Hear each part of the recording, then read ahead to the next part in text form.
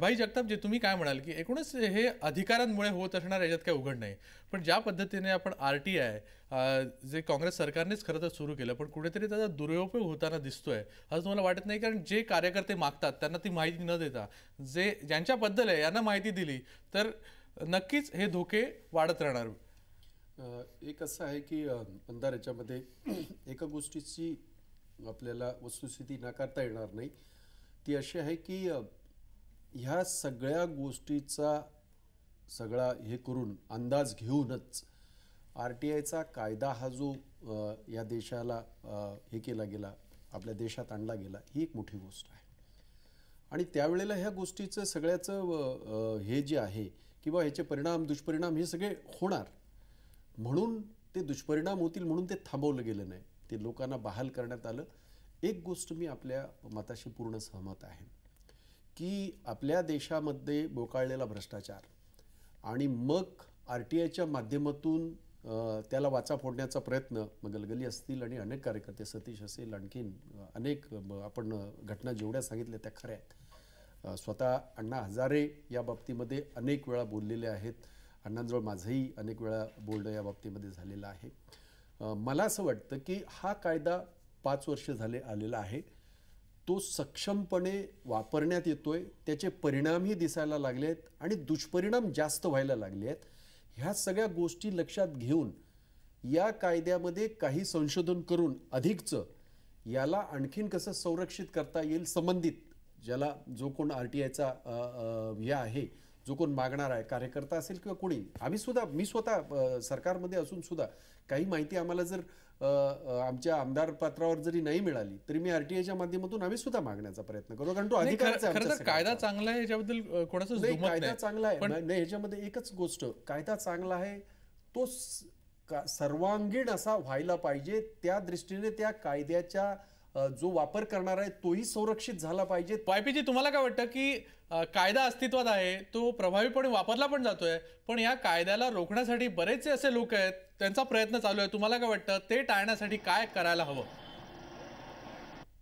मला असं वाटते की जर आपण जे लोक कायदा रोखण्याच्या प्रयत्नात आहे त्यांनी ते असं का करतायत याचं जर विश्लेषण, मग आपण त्याला कसं थांबवता येईल याच्या अशा प्रकारची दुर्भाग्यपूर्ण घटना मग आपल्याला मिळेल. आता प्रश्न असा आहे की RTI जेव्हा एक माणूस करतात, RTI ऍक्टिव्हिस्ट किंवा इतर लोक करतात, त्यामध्ये जनरली 3 प्रकारचे रिॲक्शन असतात.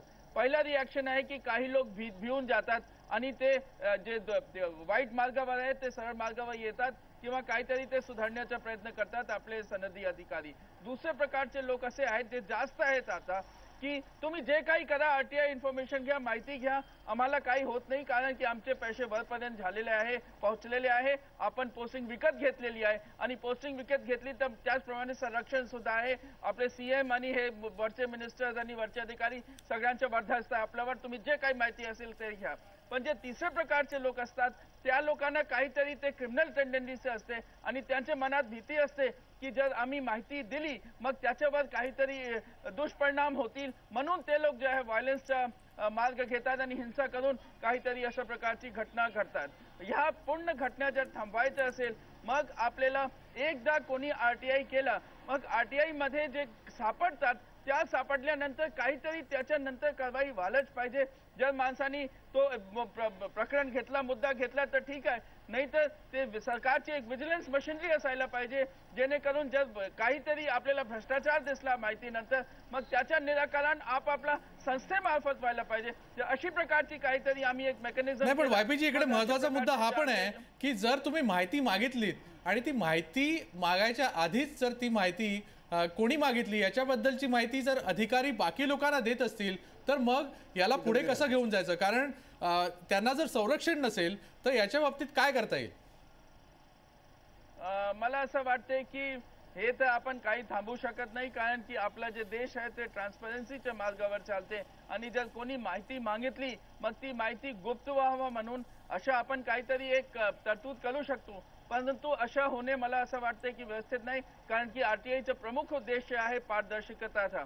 आता जर कोणी अटॅक करत असेल मग मला असं वाटतं की काहीतरी ऑफिसमध्ये आणि डिपार्टमेंटमध्ये काहीतरी एक गुप्तचर यंत्रणा असायला पाहिजे, इंटेलिजन्स यंत्रणा असायला पाहिजे, जेणेकरून अशा प्रकारची जर आपल्याला भीती असेल मग त्याची माहिती जर पोलिसांना दिली आणि पोलीस त्याप्रमाणे प्रतिबंधक कारवाई केली. प्रतिबंधक कारवाई म्हणजे सीआरपीसी मध्ये अशी तरतूद आहे की कोणाकडून बॉन्ड घेऊ शकतात आणि जर पोलिसला माहिती दिली विभागाने की अशा प्रकारचे लोक काहीतरी दुष्परिणाम आणू शकतात मग त्यांची जी माहिती आहे त्या आधाराने पोलीस एक 149 ची कारवाई करू शकते, एक वॉर्निंग लेटर देऊ शकतात. 5 वर्षात तुम्ही असं काय केलं की ज्यामुळे तुम्हाला वाटतं की खरंच याच्यात काहीतरी सुधारणा झाली? कारण कसं आहे, याच्यावर वेळोवेळी चर्चा झालेली आहे, वेळोवेळी बोलणी झालेली आहेत, पण सुधारणा अशी काही दिसत नाही अजूनपर्यंत. नाही, सुधारणा असं आहे की कायद्यात जर सुधारणा करायची तर त्याची प्रक्रिया आहे.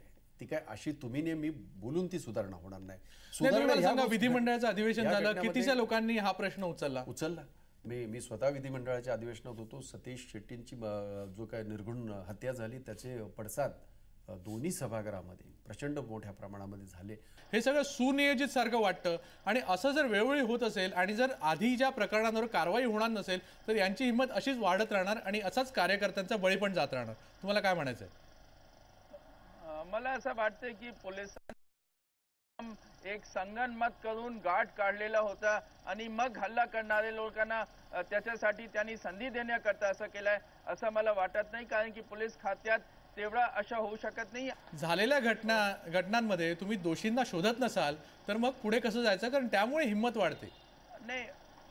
नाही म्हणून मी सांगतो की त्यांच्याकडे पोलिसांसमोर एक प्रकारचे एक असते की एक प्रतिबंधक कारवाई करावा म्हणून. दुसरा जे आहे एकदा हल्ला झाला मग गुन्ह्याचे तपास करून आरोपीला सापडणे. आपल्यावर आरटीआय ऍक्टिव्हिस्ट पण आहेत, आपण त्यांना विचारूया.